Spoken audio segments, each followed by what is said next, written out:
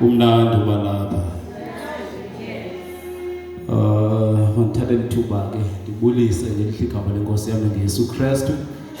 Ngibulisa uba umfundisi, ngibulisa abefundisi bonke abakhona ngaphakathi endlini. Ngelihligaba lenkosi ngeYesu. Ngibulisa umama, ngibulisa otata, ngibulisa abantu abatsha, ngibulisa uSunday school. Ngelihligaba lenkosi yami ngeYesu Kristu. Amen. Ndibulela kakhulu. Kwenzekile namhlanje into yokuba sacinga into enye nonkosikazi. Uhlabele lengoma kodwa ihleli phansi ibingaske uhlatyelo lengoma ethi izibele zabo ziwanele wonke umhlaba. Wavela wahlabela yona inkosi kakhulu manje. Kuthiwa muzoshumayela into apha engalulanga ke le. Ikhona indawo endike ndahambela kuyo ndathi ndimamele kwashunyelwa igospel. Yathi le ndlela ishunyelwa ngayo ndaloyijonga intsokothe ngendlela uba abantu bangangayiva. Kodwa xa bendithandaza ndithi yangenkosi ngandinceda ndishumayele nje isimple gospel. Ndishumayele nje igospel esisulungekileyo. Igospel nje ezawucaca nakubanana into iqondakala uba iyintoni. Namhlanje zawucela sityhile phaa kwincwadi yabaseRoma chapter 5.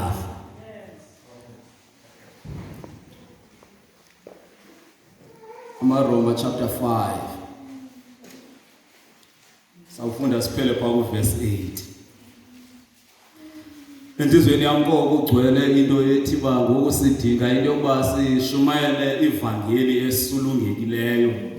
Ivangeli engazufihlakala ebantwini xa ithethwa, kodwa ibe ivangeli ekhilekileyo ebantwini bonke. Okokuqala into endiyibulelayo into yokuba ngala ndicingele ngoma ithi izibele zakho ziwanele wonke umhlaba. Kungoba ndibulela ivangeli eyafika kweyam impilo. Ndibulela into enkulu endiyenzelwe nguThixo. Yento yokuba nam ndibalwe kubo ubukumkani bukaThixo obukhona apha emhlabeni. Ndibe kwiqela labantu elisebukumkanini bukaThixo silapha emhlabeni. Khumbula kaloku uba lithini izwi lenkosi phaa ucwadi kaMateyu xa kuthethwa ngoba wethu esemazulwini. Ikhona indawo phaa endiyithandayo ethi ubukumkani bakho mabufike. So into endiyibulelayo ndibulela into yokuba ngeli xesha lokulinda ubukumkani ndibulinde ndikubo. Kodwa ke loo nto leyo ifuna ukugcinwa ukuba siyigcina kanjani into yokuba sihlale sikubo ubukumkani bakhe uThixo. Namhlanje ndize njengezo zinto ndizise nje ivangeli esulungekileyo, ivangeli lula, ivangeli ekwazekayo ukuphileka. Zawuthetha ngezinto ezithanda uba liqela, zawuthetha ngokholo, ndithethe ngoxolo, ndithethe ngembandezelo. Ezinto zonke ezenza uthetha ngazo ukuba sihlala kanjani xa sikuzo ezi zinto. Ngoba asibonakali lo gama sivuthayo silapha enkonzweni, kodwa kukhona apho zithestwa khona. Xa zithestwa kulapho ke kufuneka sibonakele khona. Ncwadi yabaseRoma chapter 5. Ifuna ngolu hlobo kuverse 1 uthi ngoko ke sigwetyelwe nje ngokwaselukholweni sinoxolo kuye uThixo ngayo inkosi yethu uYesu Kristu. Nje lo verse nje yokuqala iyodwa ukuba thina kunento esiyenzelweyo. Kuthiwa apha thina sigwetyelwe nje ngokwaselukholweni. Into yokuqala esimele ukuba siyibambele ukuba xa siphuma ebuntwini bethu sikholwa kuye uThixo, kunento yokuqala eyenzekayo ukuba sigwetyelwe. Senziwa sanoxolo kunye noThixo. Safumana ukuxolalaniswa noThixo. Wayenza kodwa umfundisi utamkhulu Lolo xa eshumayela athi isono sokuqala nje singena kuso ehlabathini, isono sokuqala emntwini wonke ungakholwa kuye uThixo.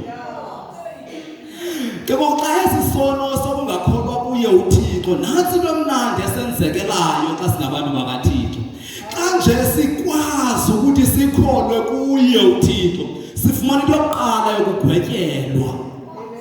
Senziwe uxolelaniso kunye noThixo. Khumbula kaloku uba bekukhona iyantlukwano phakathi komntu kunye noThixo eyenzekile kade ne-Edeni. Ongahamba nayo le ndawo izawuhamba ihambe le ndawo iyoveza iyothinta kuye uAdamu. Ba into yoba ukufa oku kwangena ngaye kuye uAdamu, kodwa kwangamntumnye onguYesu Kristu ukufa sabuyiselwa kuye uThixo ngoba sifumane usindiso ngalo ubabalo esilenzelwa nguye uThixo. Ndifuna ukuthi ke ndifuna uba ndishumayele nje into ezawuvakala kuthi sonke xa ndingavakali ndizawuzama indlela into yokuba ndivakale. Into yokuqala ebalulekileyo ukukholwa kwethu kuye uKristu Yesu. Ngokukholwa kwethu kulo uthume uKristu Yesu luphumo lokuqala olo ekufeni singene ebomini. Ngoba sawuphuma kuko okufa isikade siphila kuko kwazangaye uAdamu kufuneka ngosinendlela yokuhlala kuyo ke ngokule ndawo sesikhutshiwe ekufeni safakwe ebomini ngoba ngalo ukholo sifakiwe ebomini. Ndivumele ndithi namhlanje uba ukholo yitransport esenza sikwazi ukufika apho besingenako ukufika khona. Ngoba kwalilodwa eligama lokukholwa lithetha ukuthi kukukholwa woyiseke kubukhona bezinto ezingabonwayo kodwa woyiseke kubukhona bazo. Ngalo into ngoqala sikholwa singena ngalo olukholo olu sinento yokuqala esifumanayo nangona njengabonakala ukugwetyelwa. And apha ngokugwetyeleni kwenziwe enye into esithatha ngoba ukholo ndijinwa ndathi ukholo olu yitransport ekwazi ukusifikisa apho singakwazi ukufika khona. So ngoxana sikholwa kuye uThixo lo uthume unyana wakhe ubazezantsi emhlabeni sifele sifumana ke ngokugwetyelwa singene kuye uThixo. Kodwa xa sikuye ke ngokuThixo kufuneka sinenhlalo esihleli ngayo yasemkholweni. Kudingakala into yoba xa sesingenile ke ngoku singene sihlale kuye ngalo ukholo sigcine ukholo lwethu. Khumbula uPawulos xa uthini yena uthi ugqatso uthi umzamo omhle ndiwuzamile ukholo ndilugcinile ugqatso olu ndilufezile. Lalo ithi ke ngoku ukholo olu ludinga into yoba silugcine khona ukuze libe lulo olusugcinayo sikuye uThixo. Xa silahla ukholo silahla uxolelaniso lwethu noThixo.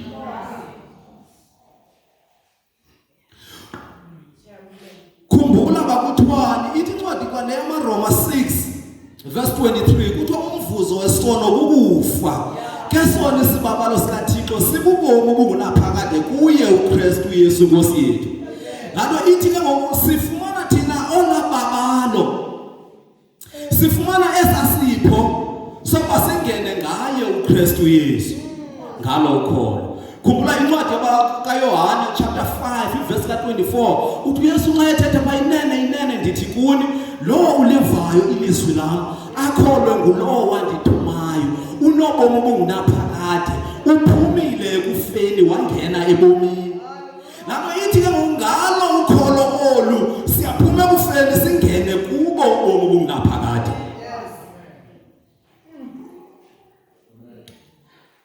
Ndiyithatha phi into yokuba xana sihleli sihlangene noKristu sifumana uxolelaniso kunye naye uThixo. uThixo ubenenzame azizamileyo ngaphambi kokuba uYesu ehle ezezantsi emhlabeni. Kodwa ezo nzame kufumaneke izizinto ezintsokothileyo ezingaqondakali kakuhle into yokuba kutyhilwa into okanye kutyhilwa uxolelaniso kunye noThixo. Kodwa kwafikelela kwindawo apho umshumayeli uMalaki uMika ashumayele into yokuba athi kunomntu kunohlobo oluzayo oza nolawulo oluthile and olu lawulo lwalo uzayo uza nolu lawulo ephethe ubuthixo enobudlelwane noThixo engozise uxolo. uMalaki phaa xa ethetha kaMika yimini nothi uMalaki uMika xa ethetha phaa uMika kuchapter 5 uthetha ngaye uYesu into yokuba uyeza and ulawulo lwakhe alusoze luphele. And uthi uverse 5 phaa chapter 5 uverse 5a uthi yena uzise uxolo. So ke uYesu xa esiza uza ezise uluxolo. Okwethu kumele sikholwe lo uthume yena khona ukuze sifumane uxolo aze naye kunye nalo amthumileyo. Kungoko ke ingekho enye indlela ehlanganisa umuntu kunye naye uThixo ngaphandle kwakhe uYesu Kristu, ngoba yena nguye oze waphakathi komuntu kunye noThixo khona ukuze kube khona uxolelaniso. Sigwetyelwe ngokwaselukholweni. Sawubethu verse 2 nditsibe ndiye ku verse 6 ibe sendisiya ku verse 8. Andifuni ukunityela ixesha ngoba apha ndithi ndifuna nje ushumayela ivangeli esulungekileyo.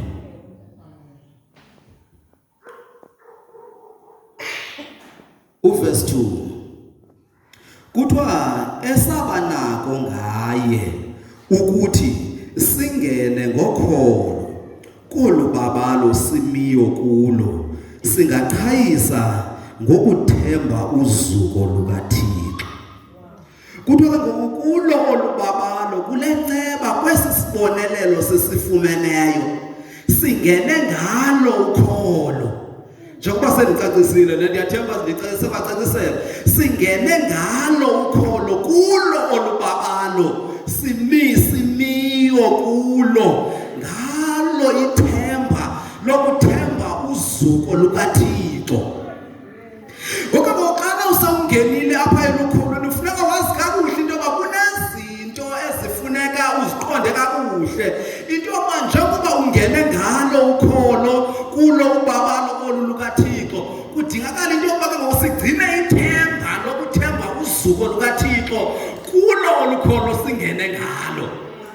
Xa ke ngoku singabantu abayaziyo into yokuba sixolelaniswe naye uThixo, loo nto ifuna ke ngoku siphile ngethemba. Undibona ndingagungqi nje kwivangeli kungoba ndingene ngalo ukholo, ndathi mngene kwam ngalo ukholo ndafika kulo olubabalo ndama ndathi ngqishi. Xa ndime kulo olubabalo ndimi ndisethembeni lento yokuba ndikulo uzuko lukaThixo ngaye uYesu Kristu ngokukholwa kwayo. Namhlanje ndifuna ukuze xa silapha enkonzweni sibe ngabantu abazaziyo into yokuba singenile ngalo ukholo ebukumkanini bukaThixo. Ngoko ke yintoni esigcinayo into yokuba sihlale? Kumele sigcinwe lithemba lozuko lukaThixo, sigcinwe ukuthembeka kukaThixo noba isimo sesingavumi kodwa sithembe uThixo. Ndifuna ukuthi kuwe xana umethemba uThixo noba ungayivula ngomlomo uyichaze uba umethembile, loo nto uThixo akapheleli nje ukuba ave nje uyithetha, uyayithesta. Ndibula ngamandla ozuko nam ndikhe ndathestwa. Xa kugula umkhulu wam ibiluthesto olu lento yoba ingaba umthemba ngokwaneleyo na uThixo. Ithi verse egqithayo phaa ithi thina sizingci nje ngophela ngosuku olu lwakhe, sizingcana ngeembandezelo ezi. Xa kufika ixesha lokuba sibandezeleke kulapho kubonakala khona ukuba simethemba kangakanani na uThixo wethu. Angeke sikwazi ukumbona uba simethemba kangakanani uThixo logama kusemnandi simdumisayo sithi wena ulungile, sithi uzuko lonke lufanele wena Thixo wethu, kodwa xa singene embandezelweni zihluzana khona. Lapho zihluzana khona. Ingaba wena xa kufika ubunzima kufika imbandezelo uthembe kangangento yokuba uThixo ungancama zonke izinto ozaziyo kodwa sikubambelela ethembeni lozuko into yokuba nguye yedwa uThixo olawulayo, nguye yedwa singena ngaye sifumana ubomi naphakade. Kuba ubomi sidinga ukuhlala sihlale ngethemba. Sidinga uhlala ngethemba kubukumkani. Ukuze siphile ubukumkani bukaThixo bude bufike apha ezantsi emhlabeni sidinga uhlala ngethemba, sisazi into yokuba sikuyo uThixo wethu. Singahlala ngethemba kuthe bunzimeni bendlela kodwa sihlale ngethemba. Sihlale ngokumethemba uThixo wethu kuba sisazi kakuhle singagungqi sithi singene ngalo ukholo kuyo levangeli. Ngoba ukholo singene ngalo kudingakala into yoba siligcine ukholo, ngoba xana singaligcini ukholo silahleka noxolelaniso kunye naye uThixo. Xa uThixo ungamkholwa akakwazi ukwenza into yokuba wena umkholwe. Kodwa xa umkholwa unethemba, uThixo uyapruvela, kodwa upruvele emveni kwetest. Singabazalwana namhlanje abangafuni utestwa. Singabazalwana abangazingciyo ngemphandezelo. Kuthi xa kufika imphandezelo endaweni abasibheka phambili, sibalekele kwindawo esizaziyo. Ukunethemba kwam uThixo kuyandithesta. Mna ndingumntu olazi iyeza ndiyalazi, ndilifundisiwe, ndiyalazi uba liyasebenza. Kodwa ngokunjalo uThixo xa yandithesta ndibalekeli kulo, ngoba ndithemba amandla wakhe. Into yandohlulayo yabanye phakathi kweyeza kunye nokulandela uThixo, kungoba le inkolo yokulandela uThixo ndafumanisa into yokuba yona inobomi obungunaphakade. Leyasemayezeni eyeyomzuzwana, into yokusebenzisa nje ubugqiba lo mzuzu usinde namhlanje, kodwa ngomso kusasa usindaka.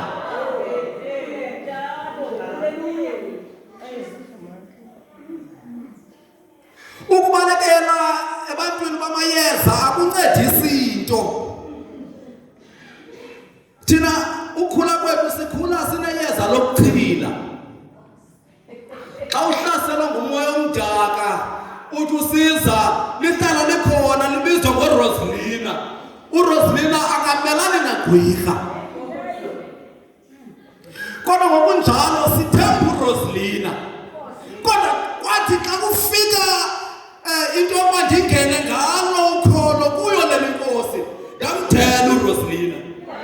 Kanti hayi uRosalina ulisindisa namhlanje, kodwa kukhona apha ngenako ukufika ukuba ndisindise khona.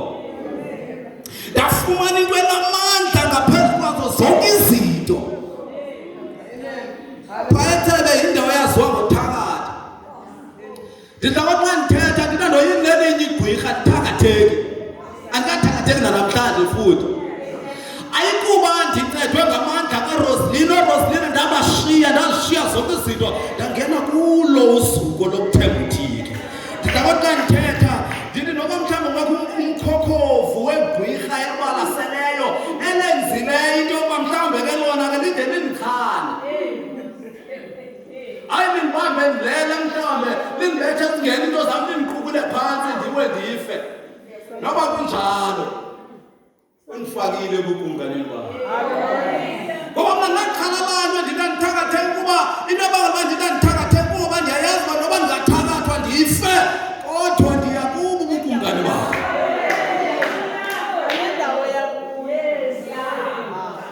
Ndinekhaya elingenziwanga ngazandla, kodwa eli khaya isimanga ndilindiwe kulo. Kudingakala lo gama ndilindiweyo ndijongiwe uba ukholo lwam luphi, ithemba lam liphi, nazo zonke izinto. Xa ndilahla ithemba, xa ndilahla ukholo, ingaba wena ubomi bakho bophelelayo? Ingaba bakho ubomi bophelelayo? Ngazibuza umbuzo ukuba ingaba wena ukhona naye ebukumkanini bakho uThixo. Kodwa sinayo indlela yokungena ebukumkanini kaThixo ngalo ukholo. Uyikhumbula manje incwadi noba sawufika kwawenu, incwadi kaYohane njengoba isenditshilo uYohane 5 verse ka-24 uthi nene ndithi kuni lowo wavayo amazwi amakhona ngulowo ndithumileyo uphumile kugwetweni wangenayo ekuphileni kubomi obungunaphakade. Kunento yenzelweyo xa ukhona. Esi senzo senzelwe abakholwayo. Kuthiwa sikukuphela koko sizingcana ngemphandezelo ezi. Sisazi ukuba imphandezelo isebenza unyamezelo. Unyamezelo ke lusebenza ukucikideka. Ukucikideka ke kusebenza ithemba.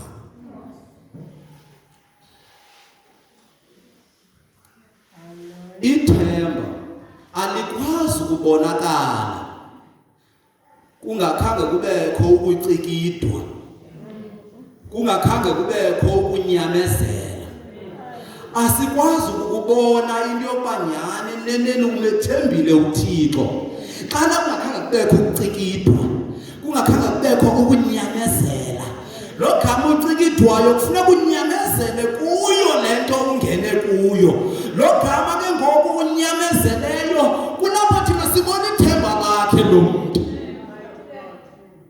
sibona ithemba lakhe ukuba ithemba lakhe nokuba ecikidwa nokuba ezanywa ngandlela zonke kodwa uhlale nethemba uThixo wakhe ukuba uthi ufuna uba ngumuntu omethembayo uThixo kufuneka wazi kakuhle into yokuba wena ungumuntu ozawucikidwa and apha ekucikidweni kwakho kufuneka kube khona unyamezelo kulo olucikidwa ngoba ngaphandleni kokunyamezela kwakho lo gama ucikidwayo kulapho sokubona khona ukumethemba kwakho uThixo xa ungamethemba uzawusuka endaweni yakho unyone uyoguqa kwezinye indawo uyoguqa kwezinye altare ufike uguqe phaa ukhothame kula siyavuma uvume noba yivumisi ngoba wohluleke ukunyamezela kulo ucikidwa kulo kanti xa ukwazile ukunyamezela kunento ezayo ukani intatho enye indoda endiyithandayo ithi yazi kakuhle into yoba xa unyuka iqhina ndawo ehlayo elandelana neqhina alikwazi ukubakho iqhina indawo yehlayo ingekho nendawo ehlayo ayikwazi ukuba khona iqhina lingekho uba uyehla ubaleka uhalala funeka wazi kakuhle ikhona indawo uba ulohalala umbalekayo kanti ushiya ikhaya likweli cala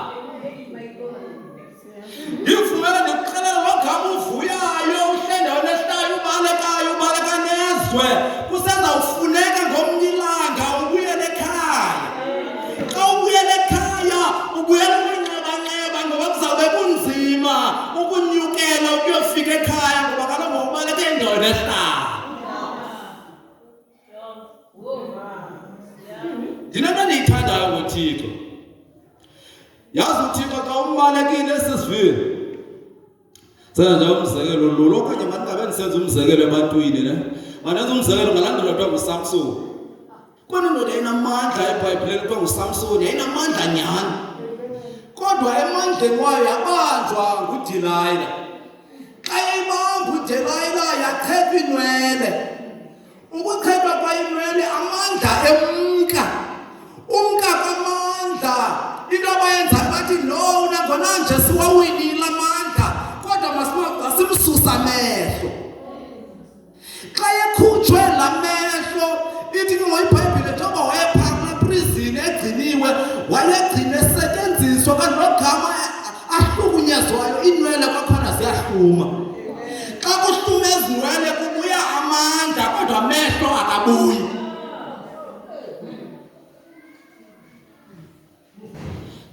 nansi le ndawo ndiyithandayo ngoThixo noba amandla wakhe uSamsoni ebuya kodwa amehlo akabuyi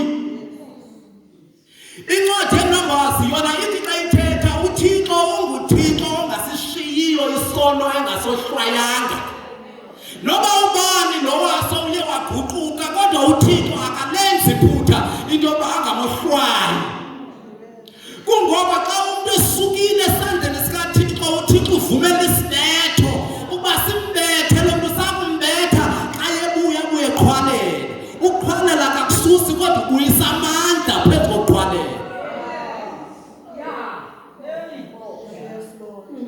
uThixo wethu lo njalo hayi akayisusi into leyo ikwenza ubona ngaske isusi ingabonakali hayi endaweni yoba isusi usungafaka amandla into yoba wena khawuleza uze ngaphambili uzongqina uthi xa ungqinayo ungqina amandla wokulandwa kule ndawo usuke kuyo sibe sibona alimkhandeli ilizwe kodwa kumkhandeli kwawo uThixo unikisa amandla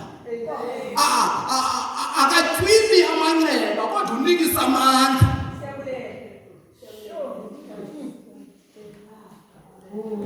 into ezakusinceda kuyo le nto singabaleki xa kufika ubunzima kunexesha elinzima likaDisemba uyabona ngoni igcwele nime ngembhambo apha enkonzweni kodwa xa kufika uDisemba nizamkela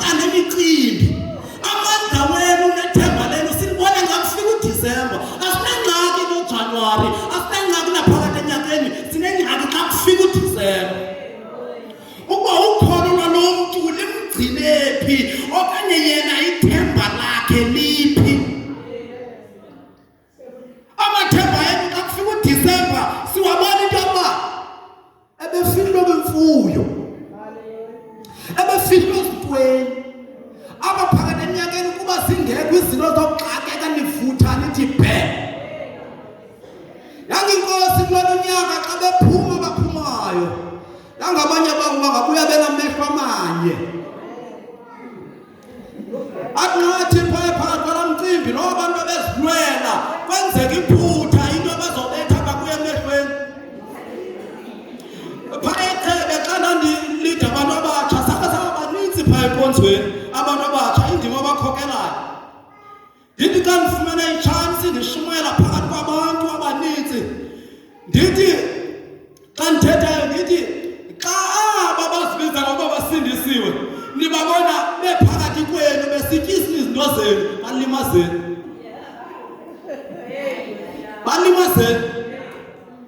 Noba umntwana yenza sure into yokuyamlimaza ukuze xa ebuyele ekhaya buye nenxeba. And nogama buye enenxeba ndithi into abangela ndithi balimazeni kungoba banamaqhinga. Xa kutyiwe zasenkonzweni nina nityi, xa kutyiwe zehlabathi batya ngani. Baphinde babuye kutye zasenkonzweni nina niyi enkonzweni anikwazi ukuzitya zasenkonzweni. Wayibena baqhinga abazalwane. Bazalwane bam, xa kufikelela lelo xesha niyacikidwa mani. Kutheni lena nisohlulwa kunyamezela lo gama licikidwayo?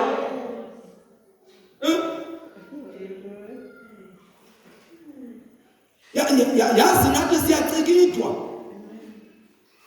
Wasiwahlulakala ukucikidwa kunyamezela. Manje pha kuverse 6 ndikhawuleze ndiyothatha phansi ngoku. Uverse 6 uthi kuba uKristu uthe sakubona ukuba sisengama athalala wabafela ngexesha elimisiweyo abangahloneli Thixo. Asisenzo ngoku senziwe nguye uYesu Kristu. Uthe wajonga uluntu.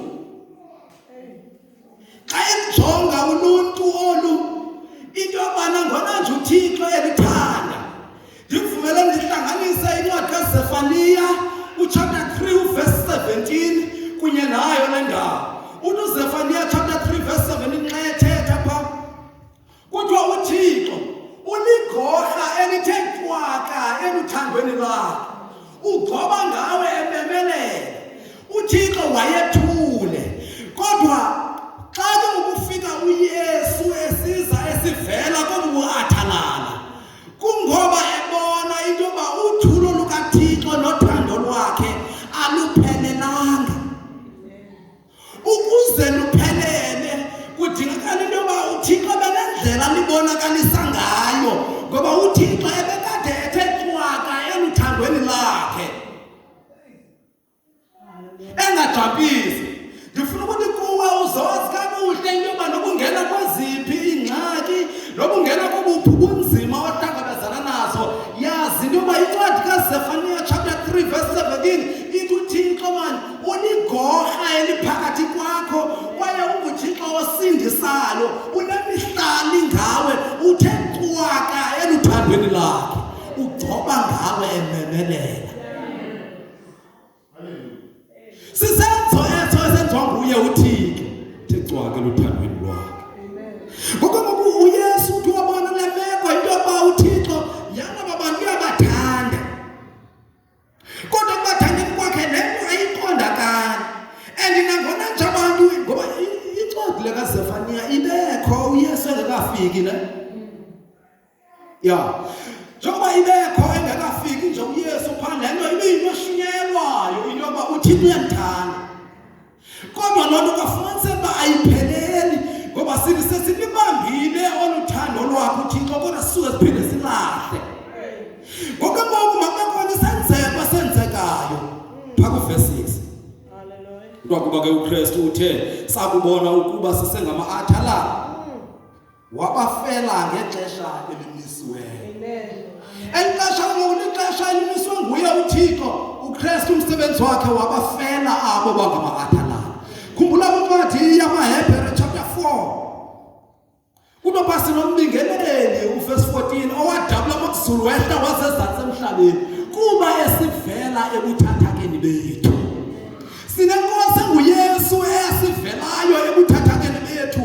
Ibibonile into yokuba oluthando lukaThixo nangona nje lutyhiliwe kubantu bonke kodwa abantu abakwazi umelana nalo ngoba babuthathaka. Kodwa lo mbingeleli wehlela ngezantsi ukuze yena azoba ngummeli wethu. Uverse 8 sivile othethwa nguThixo ndiyohlala phansi.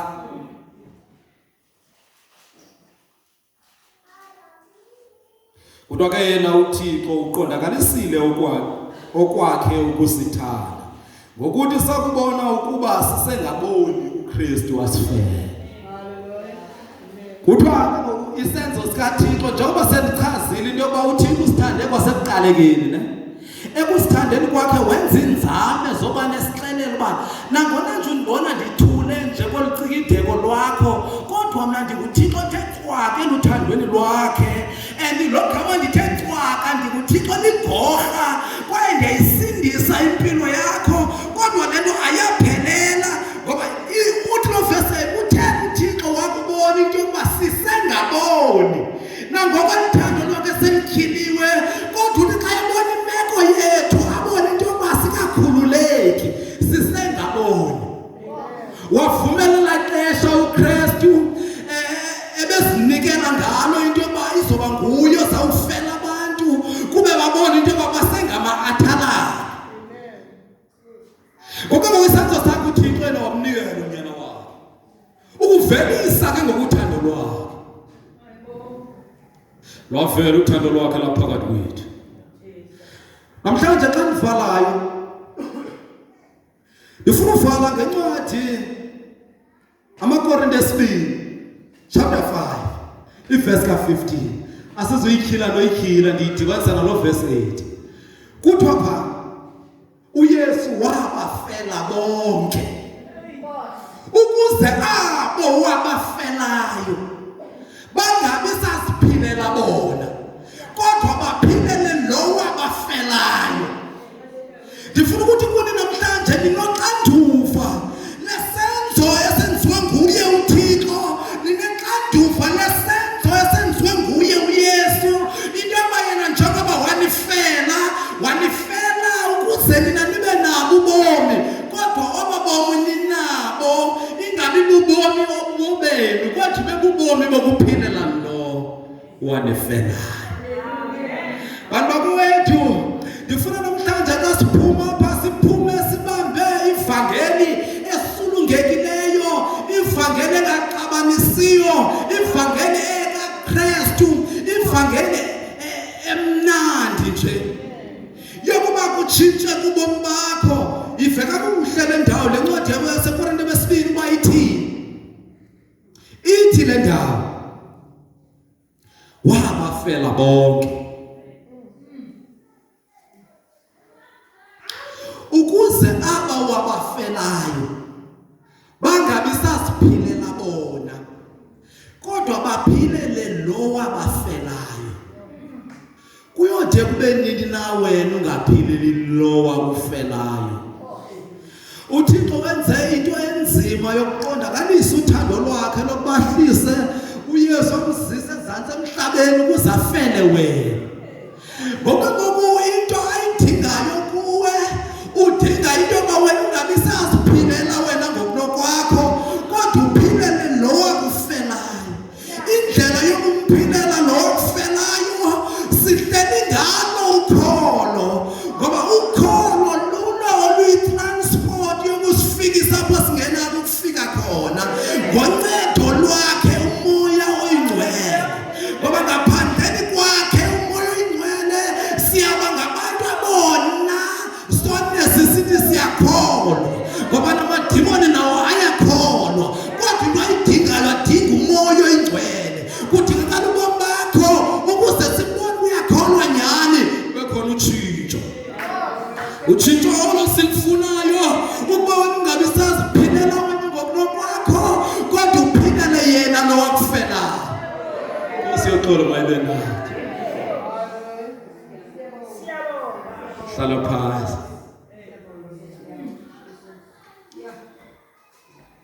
Singahlabela ngani umfundisi athathe indawo. Mfundisi sicela uze ngaphambili uthathe indawo.